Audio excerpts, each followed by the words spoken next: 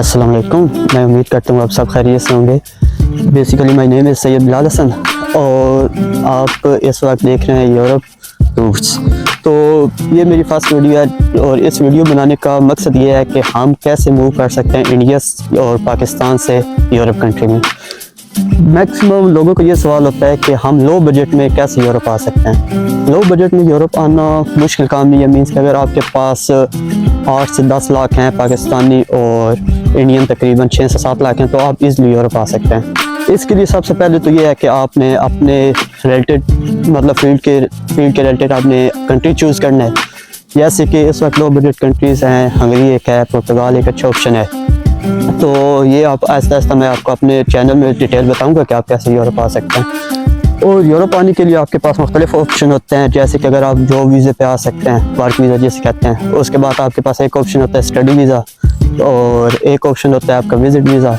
Visit वीज़े के अलावा आपके पास एक और ऑप्शन होता है job seeker visa. Job seeker visa के बारे में आई थिंक बहुत कम लोगों को ही पता होता है। तो ये आपको पुर्तगाल दे रहा होता है, जर्मनी दे रहा है जॉब सीकर वीज़ा। इसकी भी रिक्वायरमेंट्स मैं आपको बाकी नेक्स्ट वीडियो में बताऊंगा। और बेसिकली मैं इस वक्त खड़ा हूँ हंगरी के शहर एगर में। एगर सिटी है हंगरी का। तो यहाँ पे मैं आया हूँ वर्क वीज़े पे। मैंने अपनी जो स्ट्रगल है वो 2020 में स्टार्ट की थी। मैंने अपनी डिग्री कंप्लीट करने के बाद तो सबसे पहले मैंने इटली में कोशिश की, ट्राई की, क्योंकि इटली आपके लिए एक स्टडी क्लास लो बजट है, उसकी फ़ीस भी नहीं है, फीसेस ना होने के बराबर हैं। और यूनिवर्सिटी आपको स्कॉलरशिप ऑफर कर रही होती हैं जो कि तकरीबन आपको 800 से 1000 यूरो पर मंथ के हिसाब से दे रही होती हैं। बेसिकली मैंने 2020 में मुख्तलिफ यूनिवर्सिटीज़ इटली की में अप्लाई किया था और मैंने मुख्तलिफ यूनिवर्सिटीज़ में एडमिशन भी ले लिया था। मुझे एडमिशन मिल गया था। तो मेरे लिए इशू ये बना था क्योंकि वहाँ पे पाकिस्तान में मैंने अप्लाई किया था पाकिस्तान से, तो वहाँ पे अपॉइंटमेंट्स का काफ़ी इशू हुआ था। उस वक्त इटली ने ये मतलब एक सिस्टम मुतारिफ करवाया था। उसमें यह था कि आप कैसे मतलब जो जिस यूनिवर्सिटी में आपने एडमिशन लिया है उसी यूनिवर्सिटी ही आपको एम्बेसी में आपका एडमिशन लेटर भेजती थी और आपको अपॉइंटमेंट्स मिलती थी। तो उस सिस्टम ने काफ़ी मतलब पाकिस्तानियों के लिए काफ़ी इशू क्रिएट किए। अगर उस वक्त 7000 से 8000 लोगों का एडमिशन हुआ था तो अपॉइंटमेंट सिर्फ 700 से 800 हुई। तो मैंने 2020 में अप्लाई किया था और 2021 तक मैं अपॉइंटमेंट का ही वेट करता रहा, लेकिन बस लक कह सकते हैं तो मुझे अपॉइंटमेंट नहीं मिली। एडमिशन तो मुझे मिल गया था, बाकी मैंने सारी डॉक्यूमेंटेशन भी कंप्लीट कर ली थी। तो उस वक्त जब मैंने अप्लाई किया था मेरा होल प्रोसेस में तकरीबन पाकिस्तानी 60 से 70 हज़ार रुपया लगा था।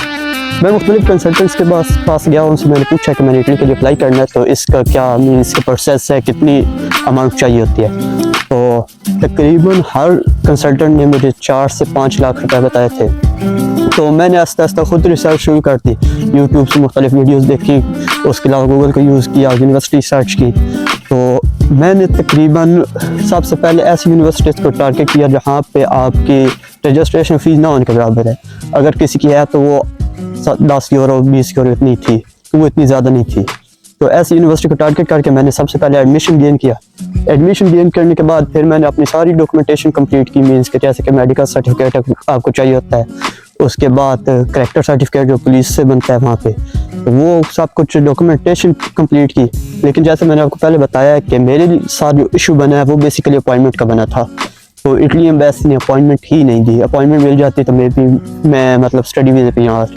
बेसिकली अब मैं यहाँ पे हंगरी में आया हूँ अब 2023 में। मुझे हंगरी में आए हुए साल एक हो गया। तो मैं अपना एक्सपीरियंस आपके साथ शेयर करूँगा कि कैसे मैं यहाँ पहुँचा हूँ, यहाँ आने में कितनी स्ट्रगल हुई है।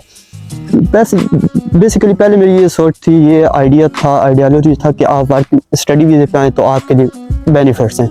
लेकिन फिर मुझे आहिस्ता आहिस्ता जैसे मैंने दोस्तों से अपने कांटेक्ट किया तो उन्होंने मुझे काफ़ी गाइड किया। तो उन्होंने कहा कि स्टडी वीज़े पे आप ज़ाहिर बात है एक लिमिट आपके पास होती है कि आप इतने मीन्स के आवर्स काम कर सकते हैं। तो फिर मैंने मूव किया वर्क वीज़े की तरफ। तो मैंने सबसे पहले एक कंपनी के साथ मीन्स के लिंक्डइन पे अपनी प्रोफाइल बनाई। उधर से मैंने मुख्तलिफ कंपनीज़ के साथ कॉन्टेक्ट किया और उनसे वर्क कॉन्ट्रैक्ट लिया। तो ऐसे ही मेरा ऑनलाइन इंटरव्यू हुआ था। बेसिकली उन्होंने अपने मतलब मेरी फील्ड के मतलब पूछा कि आप क्या करते हैं, आपके पास एक्सपीरियंस क्या है। तो वो मैंने दिया, उन्होंने मुझे वर्क कॉन्ट्रैक्ट दिया। मैं वो वर्क कॉन्ट्रैक्ट लेके बाकी रिक्वायर्ड डॉक्यूमेंट्स लेके मैं एम्बेसी पहुंच गया हंगरी के। तो उन्होंने मुझसे हंगरी एम्बेसी में भी एक छोटा सा इंटरव्यू तकरीबन 15 से 20 मिनट का कॉन्टैक्ट किया था, जिसमें उन्होंने बेसिकली कंपनी का पूछा, आपके वर्क एक्सपीरियंस का पूछा, और साथ ये पूछा कि आप के कोई रिलेटिव है इधर कंपनी में, या इस तरह के बेसिक क्वेश्चन ही पूछे, कंपनी के ओनर का नाम, आपकी पे कितनी है। तो वो सब दे के मैंने तकरीबन 1.5 से 2 मंथ के बाद मेरा वर्क वीज़ा आ गया। उसके बाद मैं हंगरी मूव कर, और आज मुझे हंगरी में तकरीबन 1 साल हो गए। तो ये बेसिकली मेरी लाइफ का स्ट्रगल थी कि मैं कैसे यहाँ पे यूरोप में आया, और यूरोप अगर आप आना चाहते हैं तो आपके लिए कौन से अच्छे कंट्री हैं, या कैसे आप पाकिस्तान से, इंडिया से या अदर एशियन कंट्री से यूरोप आ सकते हैं। तो इस तरह की आप मज़ीद वीडियो के लिए अगर आप मतलब इंफॉर्मेशन यूरोप के मतलब लेना चाहते हैं तो मेरे यूट्यूब चैनल सब्सक्राइब करें और बाकी बेल आइकन को प्रेस करें, और मोर वीडियो के लिए आप सब्सक्राइब कर सकते हैं। और मुझे दें इजाज़त। ओके, अल्लाह हाफ़िज़।